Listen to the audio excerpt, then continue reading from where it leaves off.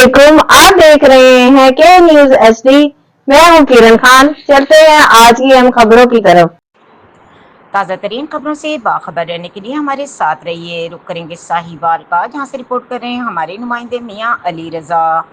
दरियाए सतलुज की सप्लाई की सूरत हाल के पेश नज़र आरपीओ साहिवाल महबूब Rashid, commissioner doctor Asif Tufail, DPO उकाड़ा राशिद हिदायत, डिप्टी कमिश्नर अहमद उस्मान जावेद और एमपीए इफ्तिखार हुसैन ने पाक फौज के अफसरान के हमरा जिला उकाड़ा अनारी के मकाम का दौरा किया। डीपीओ राशिद हिदायत ने रिलीफ ऑपरेशन पर ब्रीफिंग दी।